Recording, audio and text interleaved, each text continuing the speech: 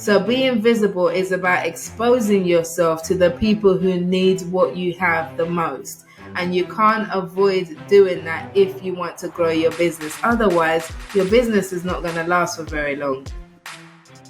Welcome to the Hands-On Business Podcast. Where else are you going to come to get tips, tricks, and advice on growing your business? As you know, what people tend to love about this podcast is that it is a place where you can hear real business leaders discussing systems, methodologies, and strategies that they have used to help them catapult growth in their business. So I'm your podcast host, Hakeem Adebiyi, and I've grown several small businesses to multi-million-pound enterprises and noticed that there wasn't really a place that focused on where I was, i.e. growing a small business. All of the content that seemed to be out there was about big business and often just a lot of theory and no practical implementable advice, which is exactly why I set up this podcast. So take a listen, enjoy, and start implementing the strategies that you hear on the podcast. Happy listening. The last episode of the Hands-On Business Podcast, we talked to Tommy Walsh about how to grow your business with LinkedIn and Instagram. And we got great reaction to that. And the plan was then to do a deep dive into TikTok. However, we were inundated by loads of technical questions, visibility questions about LinkedIn. And it seems that most small business owners really want to learn how to become more visible on LinkedIn. So I decided to pause the TikTok episode. Don't worry, that's coming and it'd be definitely worth the wait. But today I thought let's take a more in-depth look on how to become more visible on LinkedIn. Now, as you know, whatever topic we choose, I go and find the best person to give practical tips on the topic. So no better person to do that than Mildred with over 50,000 followers on LinkedIn and having spent the last decade mastering the art of personal branding. I couldn't think of anyone better to join me on this episode to discuss the key steps to increasing your visibility on LinkedIn. So welcome, Mildred. Delighted to have you on. Thank you so much for having me, Hakeem. I look forward to talking about LinkedIn. My pleasure. So the first question I always like to jump into with all my guests is to get an idea of how they become experts, because everyone's calls themselves an expert these days, and allegedly experts are dead, according to certain governments. But anyway, so how did you become an expert in LinkedIn visibility, and how would you define what an expert in this area actually is? Okay. Good question, because if you had taken me back, oh God, I'm going to reveal my age now, but let's just say it's more than 1 decade. When I started out in the world of careers, I had no idea that I would ever be doing something like what I do today, because LinkedIn did not even exist, So I trained as a journalist and I worked in the media for a bit before I navigated into first PR for a short time and then communications for a whole lot longer. But along the way, I always had a business on the side. So I essentially side hustled my entire career, and that business took various forms, including a CV makeover business for your American audience, resumes. So where I was doing CVs for mid to senior level professionals, and then that later evolved to also helping them write their LinkedIn profiles. Now, along the way, I was using LinkedIn, but I was very kind of casual about it. It was just another social media platform. I'd taken time. There was a time when Twitter was my favorite, then it was Facebook, and then, and then it got to LinkedIn.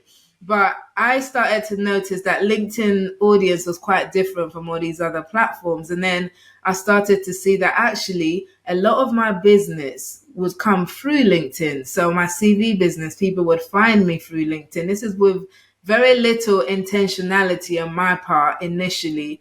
And then I thought, okay, let me start doing a little bit more. But even then, I would kind of post on LinkedIn as and when I was inspired. So, which was maybe 4 times a month, if that, because inspiration is not faithful. It doesn't come all that time, So I would do that kind of casually on LinkedIn. And then fast forward to beginning of 2020. So towards the end of 2019, I was like, all right, this platform has got potential. I feel like I need to focus a lot more on here. Imagine what would happen, because it had helped me with my visibility in terms of my career. LinkedIn had really gave me some advantage in my career and in my business. And I was like, imagine what would happen if I was intentional about LinkedIn. And so that's when I kind of did a deep dive, buying every LinkedIn book I could do, courses, whatever it is. And I joined a program which gave us like a 30-day challenge. So as part of this little mini program, you had to post on LinkedIn every single day for 30 days. Doesn't matter what you post, but you just post and you show up. I was like, man, this is hard. And it was a challenge, but guess what? I did it not only for those 30 days, I've done it every single day since, and it's almost 4 years now since I posted every single weekday on LinkedIn. And in the process, I've built my own personal brand. I now specialize in helping other people, especially women, to build powerful and authentic personal brands through being visible on LinkedIn. And that's how I got to do what I do today. Excellent. So thanks for that. So just a couple of things that come out of that. So firstly, when you say visibility, how are you defining visibility, and then why is that important for a business in terms of trying to grow the business? You gave an example of that it helped you, so just give me a bit more around that, please. Sure. So, they always throw that stat around that, the most businesses fail within the first 3 years, so I have a theory that most businesses fail within the first 3 years because they are not visible, so visible is another way of talking about the importance of marketing. So my background, as I mentioned, with the whole journalism thing and media, etc., what that taught me really, really clearly was the importance of visibility, in the sense of when, for example, we would get sources, would need somebody, we need a finance expert, would need, an IT expert, whatever, right? It wasn't always the person that was most knowledgeable that we would choose. It was the person that was most visible because we could see them, we could find them. So the way the dictionary defines visible is to be seen. I like to expand it to be seen, to be heard, to be remembered. So if as a business owner, you have the best business in the world and it's amazing, you're changing lives, it's wonderful, clients love you, the few that you do get. But if people don't know about you, that doesn't do you any good, and it definitely doesn't do your future clients any good. So being visible is about exposing yourself to the people who need what you have the most.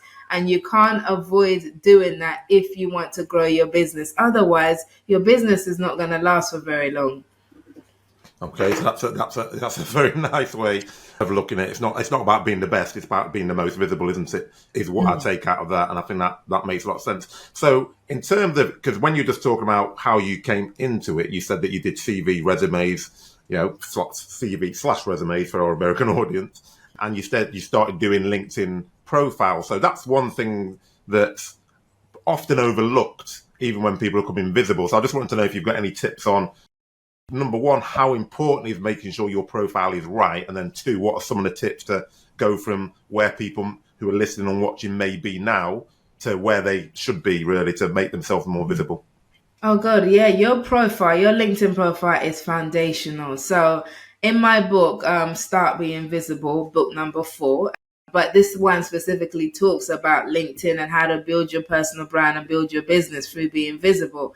So I share what I call the 4 keys to LinkedIn success. And I'll give you all 4 of them, but profile is one of the 4. Having a strong profile. So profile, audience, content, and engagement are the 4 keys.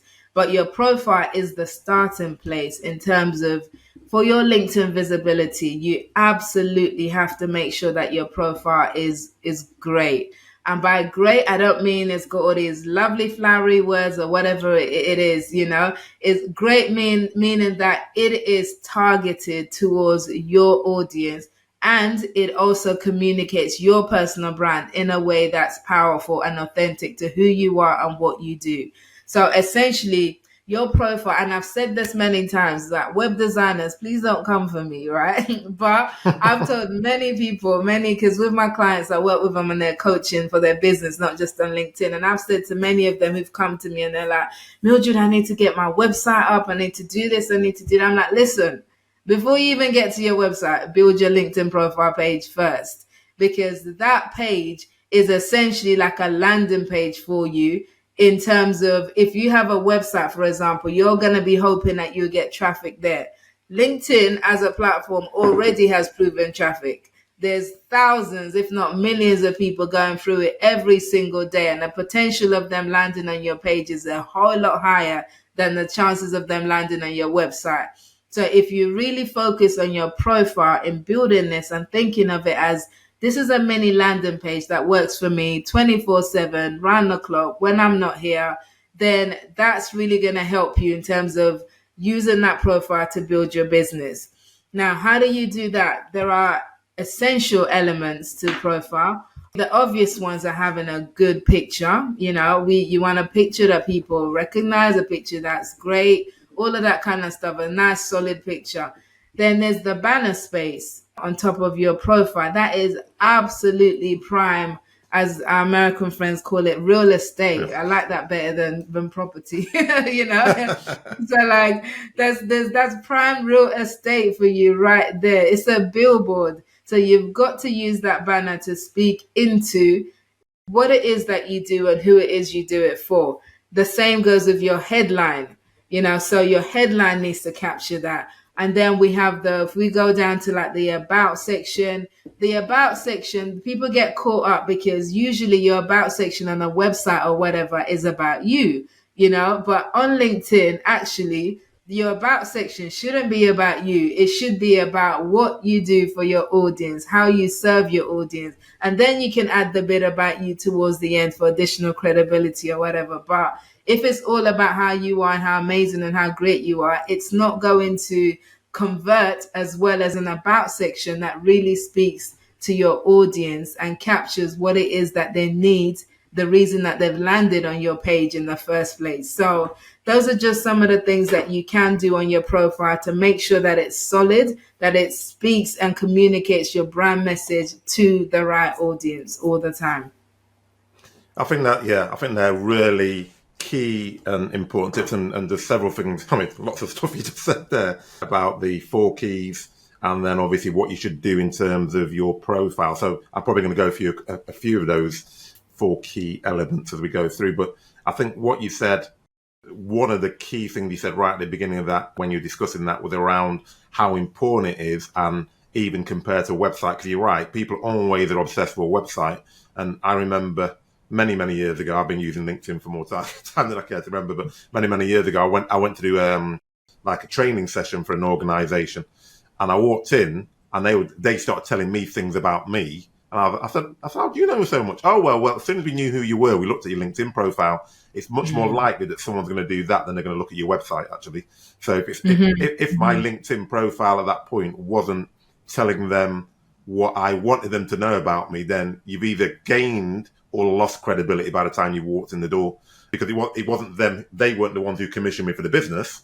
They were the recipients of the people who commissioned me for the business. So actually having, at that point, a decent LinkedIn profile which talked about what I did, what I could do to serve them, was really beneficial to almost put them in the right frame of mind before I'd even started training. So I think those are really important points that you just outlined there. So in terms of the LinkedIn connections, because you talked about right at the beginning, you were in journalism, PR, communications, and that's what social media really is, isn't it? It's about connecting to each other and connecting to people, and people buy from people.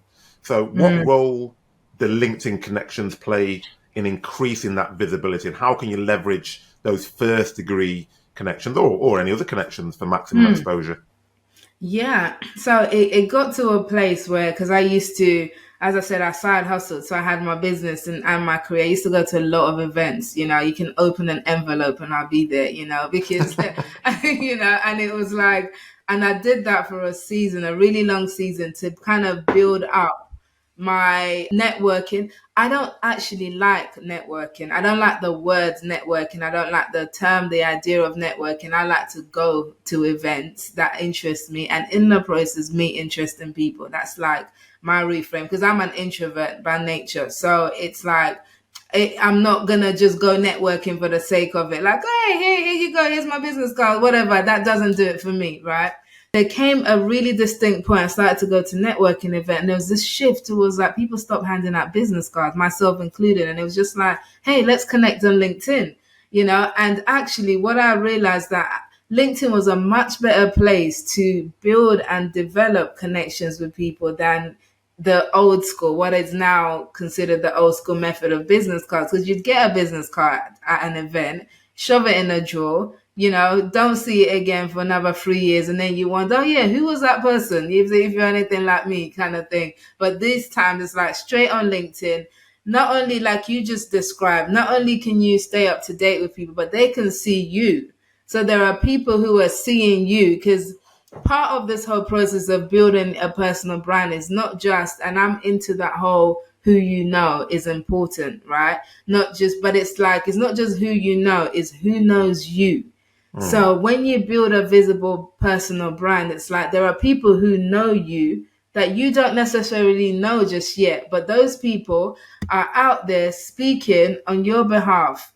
I've had client referrals because other people have spoken to people about me. I've had many people come to me and say, yeah, I've sought you out because so and so said this, and I don't even know who so and so is.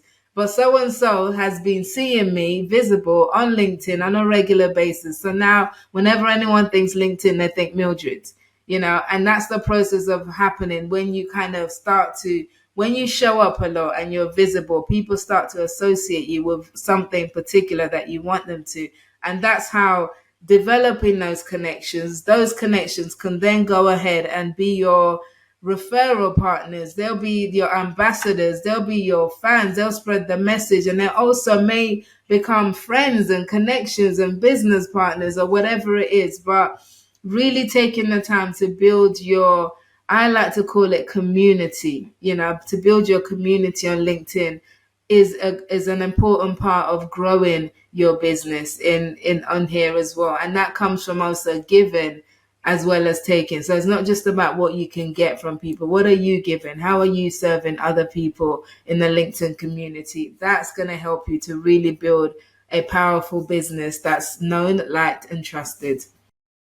Thank you very much. And you just talked about community there. So I've heard about these LinkedIn pods. What's your view on these LinkedIn pods that people are doing? Because it sounds like you kind of try to just game an algorithm rather than build a community, from my point of view. But the experts are just interested in your opinion. I hate them. I'm straight. Like, there's no two ways about. I am not a fan. I've done LinkedIn Live topics on this before. But yeah, I've had people try. I understand why people join pods, because it's that whole thing of, okay, you want to get some engagement, especially if you're new to posting on LinkedIn. You're feeling like, I don't want to be Billy No Mates. I don't want to put a post out that nobody likes. And so if you're part of a pod, you get all these people liking your post, high five. It's all very nice. All that back scratching is nice, but actually it doesn't drive your business forward actively, because you're just being seen by the same pool of people who are just kind of liking and engaging with your post because they have to. There's an obligation. So you can't actually measure genuine engagement. You can't measure accurately, what are my audience responding to? What do they like? What don't they like? You can't measure that stuff because it's all fake, to be honest, So I really believe in building a community, and you do that.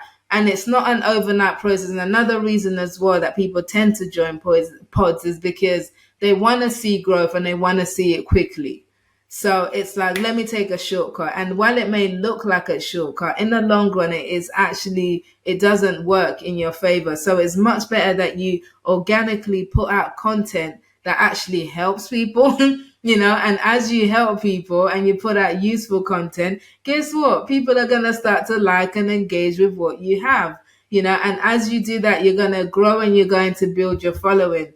So I never intended to, when I started out being intentional about LinkedIn, I didn't say I'm going to build to 50,000 followers or whatever. That all came along the way, and it's all been organic. I've never paid for advertising, never engaged in a pod, never anything like that. It's all through organically showing up, being visible, helping people, putting content out there, engaging, following strategies that I now teach, but it's all been organic. And when that happens, you actually get a community that is loyal to you because they want to be, not because they have to be. So if I haven't made it strong enough that I'm not a fan of pods, there you go. I will be explicit. I am not a fan of pods. I'm a I was fan going to of say, community. I'm not sure what your view is. You need to get off the fence on that one, Mildred. I think it's similar to mine because it's like you're showing the same content to people, and they're liking it whether they like it or not. So whether you said you've got no idea, especially if you try to refine your strategy, how do you know what to refine? Because pretty much those guys are going to like whatever you put out. Yeah. So there's no discernment in a pod, is there? And then I think you're then forced to then like all their stuff as well. So you're spending Yeah. probably time with people who aren't your audience, liking their posts, reading their posts, putting some name comments on there because you just have to do it. Whereas actually you could be using that time to actually connect with a proper audience that's actually going to drive your business and actually give your business and as he said, build a community. So just taking out of that then, because you were talking about content engagement, which are, two of your 4 key pillars. Is content still king/queen, as they've always said in the past? Content is, I like to say that you're not invincible, invisible without content on LinkedIn. However, I see content as one of the, as I said in my book, Start Being Visible, I talk about the 4 pillars of LinkedIn success. The content is one of those 4 pillars. And all those 4 pillars, profile, audience, engagement, and content, they're just like a table, right? A table with 4 legs. You Yep. need all the legs. If you take one leg off, that table is going to be very wonky and not that useful. So content is very important, but it's one of the 4 legs. Because if you had like great content, for example, but your profile is rubbish, so people are landing on your profile because of your great content, and what they're seeing there is like, what's this? Who's this?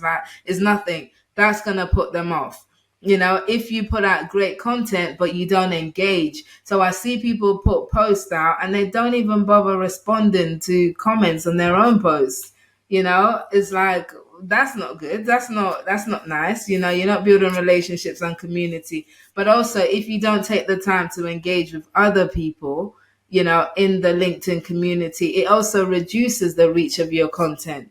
Because the way the LinkedIn algorithm works, and I don't like to talk too much about the algorithm because I feel like people obsess over it, and I don't obsess over it. It matters, but let's not worship it, So it's like, but the way the algorithm works is kind of, the more active you are on LinkedIn, the more kind of your stuff spreads, So like the reach, it helps with your reach when you engage with other people. So that's important. And that A for audience is that having that clarity about who is your audience before you even start putting content out.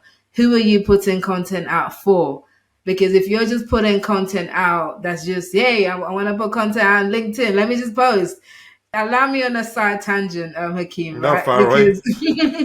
Because, because people seek to go viral.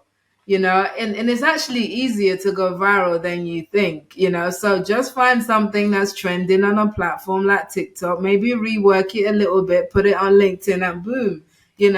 I see people put trending videos, or they put stuff out that clearly they've copied and pasted from somewhere else, and it's like hundreds and hundreds of likes or whatever. Yes, it's viral, but how does that translate to business results?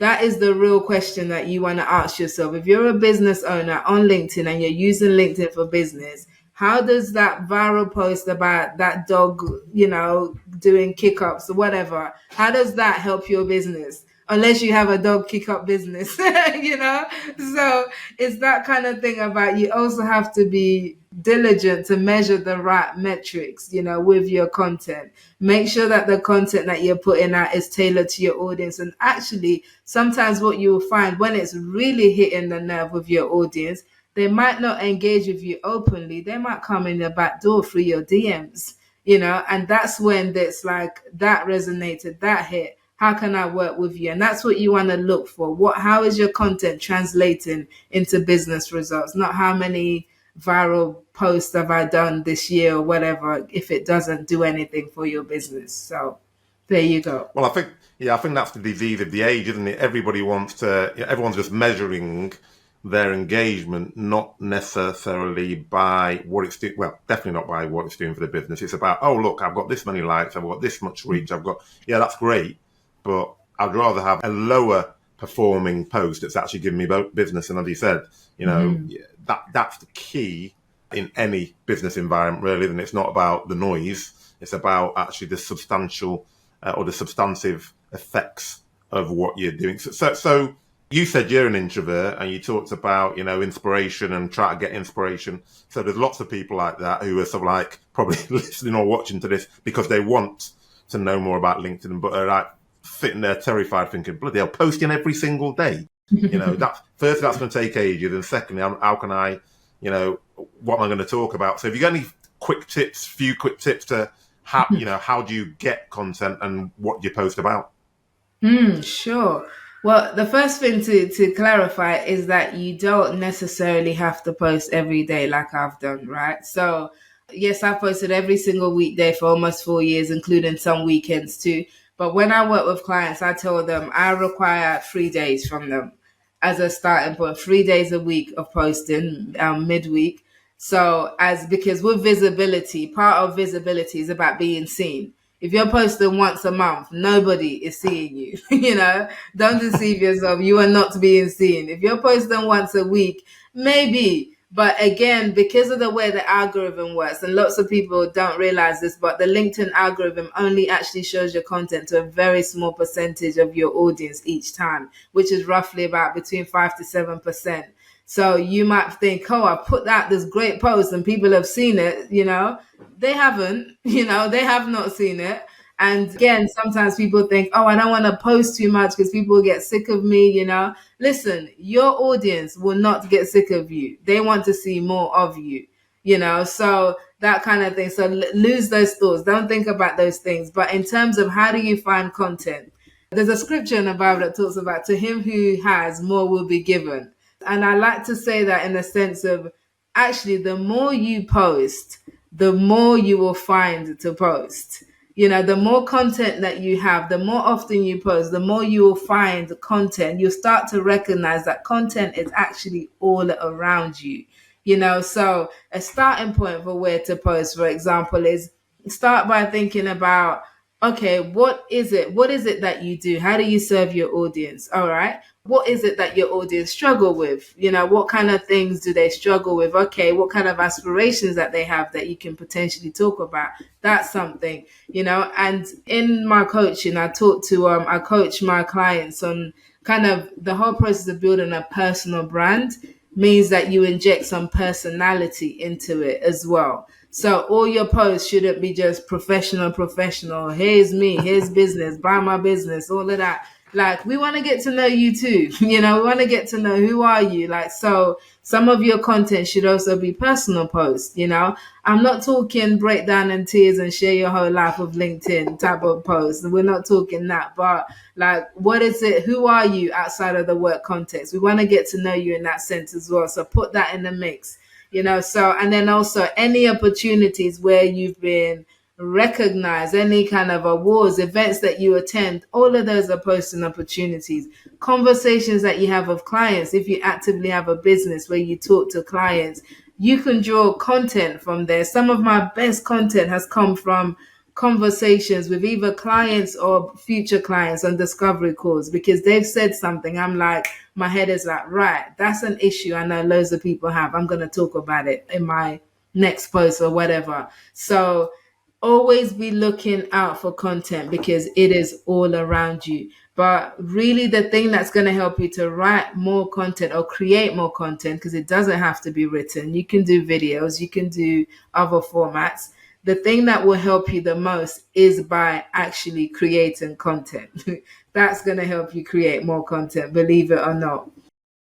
Okay, I think you've given hopefully some food for thought for those people who are thinking, oh, crumbs, where am I going to get the ideas from? Because I think you're right. They're all around you. And I get quite a lot of ideas actually sometimes when I'm listening to the radio.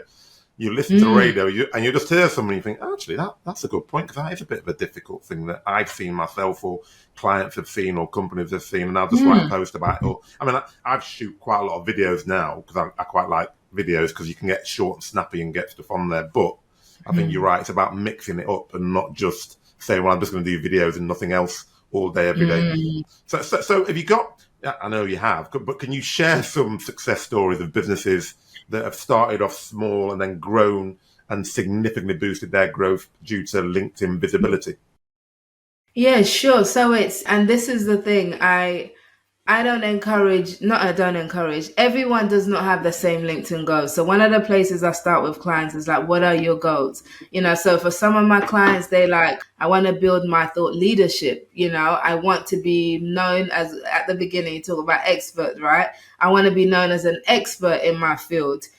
For some, it's a case of I want to attract more clients, so, and some, because I also work with women in the senior leadership space, it's like, I want maybe the next promotion. I want to be positioned for the next promotion or a new job or headhunted, etc. In fact, this very morning, I had one of my clients message me to say she was headhunted for a job based on her visibility activities. Literally, she's like, I've got all that, it's all confirmed now. I'm starting this role later this month. And I want to thank you for all the work you did with me on the visibility, because without it, that would not have happened. So she doesn't have like masses of followers now, but what she has been able to do is get visible in front of the right audience. And these are some of the things that I teach, and you do that through your content. So I think my success stories are all around helping my clients to reach their goals. So I've had clients who, as a client who through her coaching business, she was invited to come and run series of lectures for one of her colleges in her field, which is one of the things she wanted to do to position herself as a thought leader. So now she's like a paid lecturer for in that place, in that position. So I had a client I was working with, because we work with, for my VIP day experience, my LinkedIn VIP day, one of the things we do is work around getting clarity around your business, who it is that you serve and how you serve them. And then we communicate that on your personal brand on LinkedIn profile. So we literally did this work, and within a few weeks of completing this work, getting her up on LinkedIn, she got her first ever paid client for her business, through the content that she put out. So it's things like this. This stuff makes a real difference. We're not showing up on LinkedIn because we've got nothing better to do with our lives. I'm busy, like I've got a husband and 2 kids and all sorts to deal with, right? But I know that the work that I do, one, is allowing me to have a better life for myself because I'm building my business and opportunities are coming my way. But I also know that it's helping my clients to have a better life through their career or their business. And I think that's important for me to express, because I've had people come to me who are all about, I just want to make some sales. I want to make some sales. I want to use LinkedIn to make some sales. That's okay, but I'm not the one for you, because that's not my thing. I'm about, yes, you can increase in sales, but I'm about increasing in 3 areas of influence, income, and impact. I'm in my sweet spot is people who want to do all 3. So yeah, I think that more than answered. I hope that more than answered your question. No, it definitely did. And I think the one thing you said, which actually lots of people, when you talk about LinkedIn, don't focus on, but which is just as important, is about that career. Because lots of people, when they talk about LinkedIn, they always go, oh yeah, you can grow your business, you can do this, you can do that. Yeah, but not everyone's an entrepreneur or solopreneur. You have people who are just in jobs, and actually it can make a significant difference. And I've done both. I've been headhunted for jobs precisely because of my LinkedIn profile. And you're like, oh, so why have you approached me? Oh, well, I've seen all the things you've done. And you think, oh, really? And then by the same token, I've been, done international speaking gigs, and exactly the same thing I said. But you've never seen me speak. Oh yeah, but we've seen all your stuff on LinkedIn, so we know you'll be great. And you're like, oh, and you're like, hey, oh, that's so it's a real important for people to understand. It's not just about, I'm an owner of a business and I can now grow my business. There's so many other aspects, whatever position you're in, to actually use LinkedIn to try and, as you just said, grow your visibility and grow your profile and people knowing you, and you actually get into lots of people. So even a lot of the people I interview in my podcast are people that I've come across on LinkedIn, and then I've connected. I like like this. I like this. I like what they do, and you think, oh, actually, be a fantastic guest. Whereas if LinkedIn didn't exist, I could probably still find guests, but it'd be a whole lot harder because you can already see this person is going to be a fantastic guest for my podcast because I can see the content to put out. So even just that for me is a game changer for me in what I'm trying to do. So we just talked about connections, and then just groups. Obviously, when you look at Facebook, people are smashing groups, but people don't tend to seem to see the benefit of groups on LinkedIn. What's your view? Is it something that people should be doing? Should be people getting into, or should they just focus on the profile? Yeah, so LinkedIn groups has been one of my biggest bugbears for a long time because in the beginning, LinkedIn groups were active and thriving. There were places where you could go and, experience little communities and build connections and all of that. And then LinkedIn just, I don't know what they did, but over the years, they increasingly just tanked groups. And this is LinkedIn, I blame you for this, right? And part of that is the whole functionality of LinkedIn groups is nowhere near as close as being as good as the Facebook groups. So, and I have a private group for my Visible Women tribe we have on LinkedIn, and for some of my programs we use LinkedIn groups as a place to kind of communicate. But to be honest, I actually had to recently switch to WhatsApp for that reason because of how bad LinkedIn groups functionality is as a page owner yourself.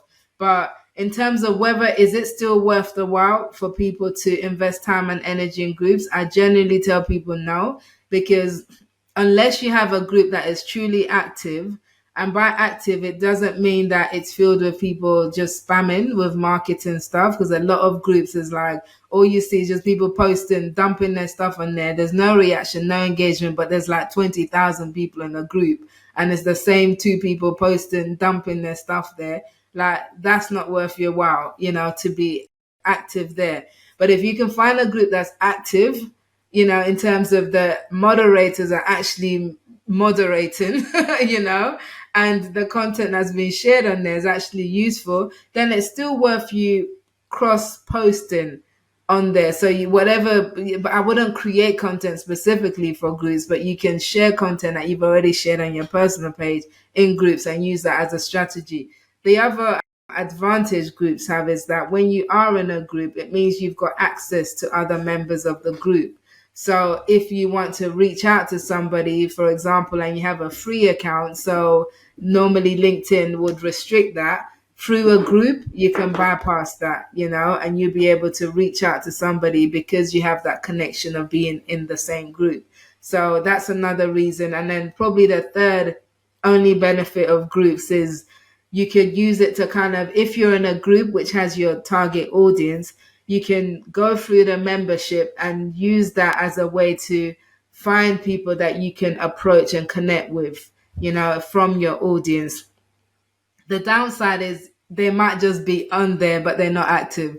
So you send a connection request, and the last time they logged onto LinkedIn was like 2 years ago. So it just won't do you any good. But it is a way that you can potentially find people from your target audience just by using that group's element. But outside of that, I would concentrate your time and energy on your own posts and posting things on your personal page, because that's how you build your visibility and build your personal brand.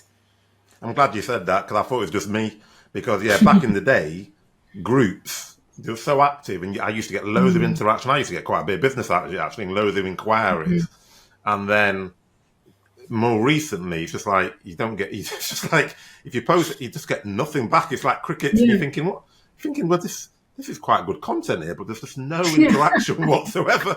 And you're like, well, why? I've not even got one like, and I'm like, this is weird. So that I've seen that myself, but also what I've seen connected to that is that the reach that happens on LinkedIn just generally seems to fluctuate, because sometimes it goes really wide, and I'm not talking about virility. I'm just talking about generally, because you measure what's going on, and then there's certain periods where I don't know, LinkedIn does something, and then your reach seems to start reducing, and you think, oh, what's happened there? Has my content all of a sudden become really poor, or have you noticed that yourself, or is that just me being precious? Yeah.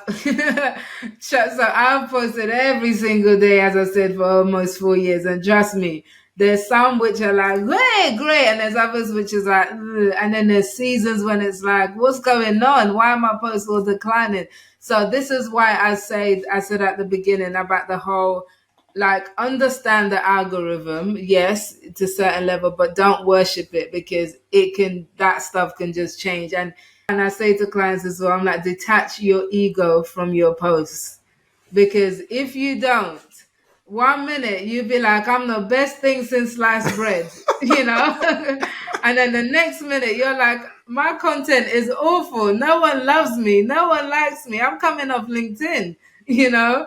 So it's just to understand that I have developed the mindset, and I say develop because I had to develop it through seeing all of those fluctuations. And it's a case of each post has a job to do.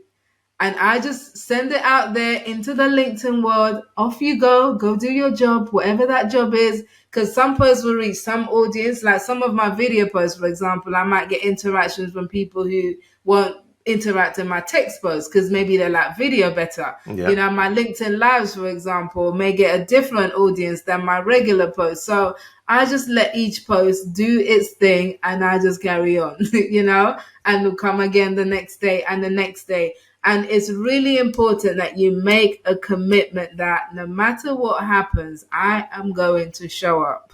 I am going to be visible, because if you go by how your post is doing, you might just give up posting on LinkedIn, on those dry spells, because you feel like you're not connecting, you're not resonating, and you give up. But when you were just about to break through. So be consistent, commit to the process, know that there will be highs and lows. It happens to everybody. Sometimes I go and look at people with have a few people I follow who have like massive accounts, so sometimes I go, when mine's like fluctuating, I'm like, let me go and see how theirs is doing. I'm like, okay, that one did a lot worse than this one.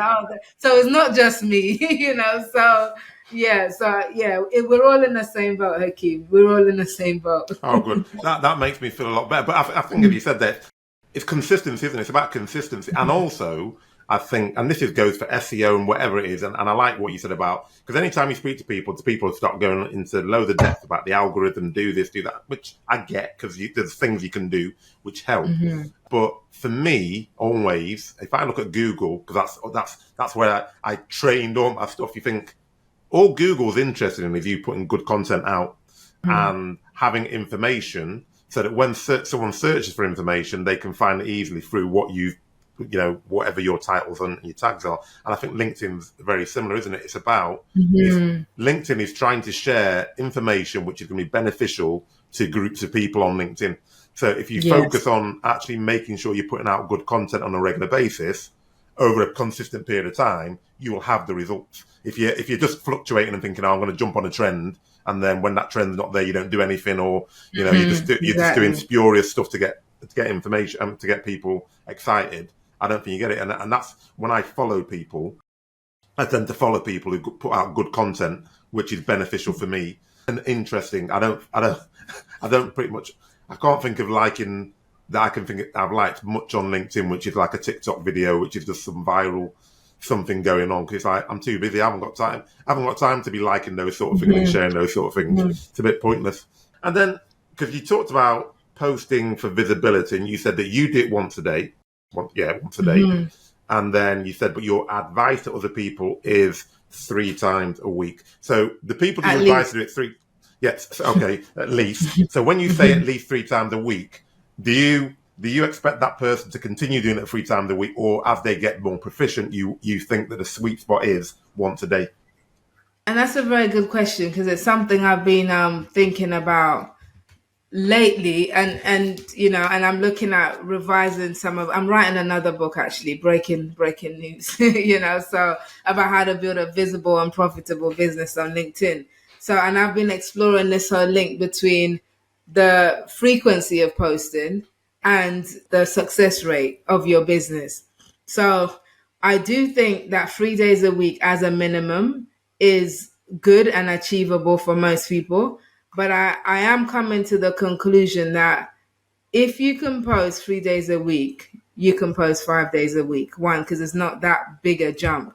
And 2, that daily visibility actually helps. to further embed your message and your brand into the minds of your target audience.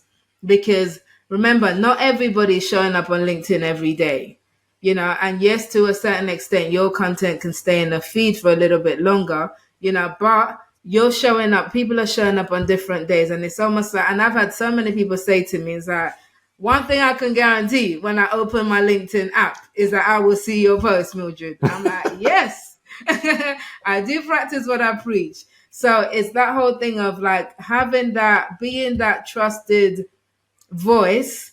If you can make that happen Monday to Friday, I think that's going to serve you even better for your audience, So I am going down the line, and I will fully finish my thought process on this, and by the time the book is out. But I am going down the line of, I think that daily visibility helps. You can take the weekends off, you can take the weekends off, but you can do Monday to Friday every day. And honestly, it really isn't that hard to create additional content. When you have a structure and you have a system and you get in a habit, it can work for you. Thank you very much. And I always ask this question whenever I'm talking about any sort of social media, well, actually anything to do with business, to be honest. So what's the best way you would suggest that you measure your visibility and then measure the improvement in visibility as you start to do some of the things that we've talked about? So we can measure the metrics like increased engagement, increased followers, but I also think about measuring things like increased opportunities. So what kind of opportunities are coming your way? So are you being invited, for example, to speak on podcasts like this one? Are you getting speaking engagements? As a business owner, are you getting inquiries? Actually, there's a LinkedIn live that I did, and I did it as an article as well, which talks about the LinkedIn visibility milestones that you can expect as you grow on this journey to be invisible.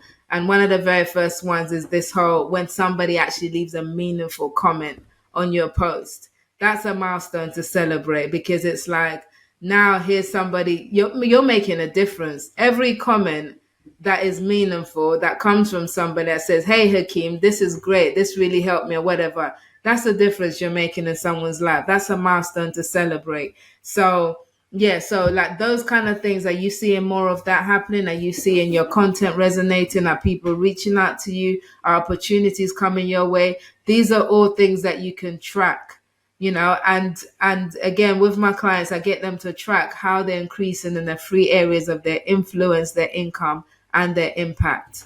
So literally it helps to write it down, make a note of this month, this happened, this happened, this happened, because sometimes we forget. By the end of it, you're like, when you have those days of like, oh, LinkedIn is not working for me. If you haven't got it all written down and you haven't been tracking, you'll think it's not working. But if you have got it written down, you can look back and say, oh, actually, this, and that happened. As a result, I'm on the right track. Excellent. That's very, very useful in terms of some of those other metrics. Because I think everyone talks about engagement and followers. People don't often think about the opportunities, and I think even just that one you just said there about meaningful comments, because I think we've all seen comments, oh, thanks for sharing, which it's not doesn't really do anything for you. It's great there's a comment on it, but it's like, thanks for sharing. Yeah, well, did you like it? Did you not like it? Are you going to do anything with it? Have you reposted it, etc.? So there are other things that you can see that tell you that actually your content is resonating with the audience that you're. And then in terms of recommendations and endorsements, how would you say that they feed in? Are they something that people should actively be getting, or do they not really have an impact? Recommendations are excellent and brilliant to get, because there's other people saying how great you are as opposed to just you. So I've got over 130 recommendations on my profile. So if anyone who wants to check out my credibility or whatever, is Mildred as good as she says she is, go ahead and read what other people are saying, because that helps. So I agree. I recommend for you to get recommendations on your profile. Endorsements are not so useful. I think that's more for LinkedIn's benefit than it is for anybody else's. So, but certainly focus on getting more people recommending you, because that's great testimonials for you from other people's mouths. Yeah, no, I would certainly suggest that people do that, because I get people who approach me to do stuff. I mean, it always seems to be podcast promoters, actually. And the first thing I say is, well, have you got any recommendations of what you've done? Because just tapping me up on a message saying, oh, I'm great, you have to trust me, I'll be able to make your podcast do blah, blah, blah. I said, yeah, okay, well, where are your recommendations that say that someone else is saying, this person worked for me and they did this for me? Because I said, if you can't give me that, I said, it's just like a job. I'm not going to employ somebody without any references. So why would I start working with somebody on LinkedIn without any references? So I think that's, it's an important thing to take into consideration. And then just lastly, second to last, we've talked about a whole raft of things. So if you could give 3 actionable steps, or just a couple of actionable steps that people could start today to improve their business visibility on LinkedIn, what would those be? Yeah, so first thing is get in a mindset of start being visible. That's going to work for you. Start today. First action, start thinking, right, I'm going to use LinkedIn and I'm going to commit to it and I'm going to be consistent. Get that in your mindset, because that's going to help you on this journey. And then go ahead, fix up your profile and start there. Start engaging with other people's comments and then create content of your own. So those 3 things are going to really help you to start your journey to being visible. And please be patient, because it's going to take some time to lay the foundation properly. But if you stick at it, it's going to work for you in the long run massively. Thank you very much, Mildred. And just one last thing, because I know you've got to shoot off. You've got a new podcast starting. I saw it on your LinkedIn profile this morning. It's called Start Being Visible. Just give me a 30-second pitch about what it's about and why people should listen to it before you go. Yes, thank you. So Start Being Visible is available anywhere you can get podcasts. So it's all about how you can start your journey to being visible, not just on LinkedIn, but beyond. So I'll be sharing my insights into my journey to being visible. And then I'm going to have some amazing conversations with women who, as I like to say, have decided to step out of the shadows and into the limelight in their working lives. So it will be inspirational, it'll be educational, it'll be motivational. It will be something that you do not want to miss. So please search me out, Start Being Visible, and please subscribe wherever it is you listen to podcasts. And I would second that, and head over and make sure you support Mildred. You listen to my podcast, you're watching my podcast, you'll have enjoyed, guaranteed, what Mildred has just discussed over the past hour. So, you can get more of the same, more and more of Mildred on Start Being Visible. So, Mildred Talabi, thank you very, very much for that. Really enjoyed it. And I think my listeners and viewers will get a great deal of benefit out of it. Thank you very much. Thank you so much, Hakeem. It's been an absolute pleasure talking to you on this. Thank you. Thanks.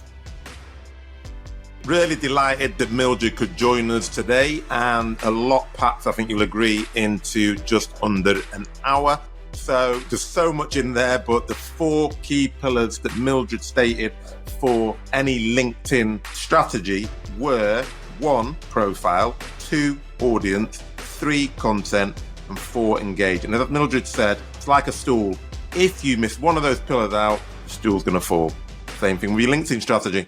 And don't forget to check out the show notes at www.thesalesaccelerationformula.com. And as always, subscribe, like, and share with your friends, colleagues, and anyone else who you think may be interested. But most of all, keep the feedback coming so that we can continue to improve and give you more of what you like.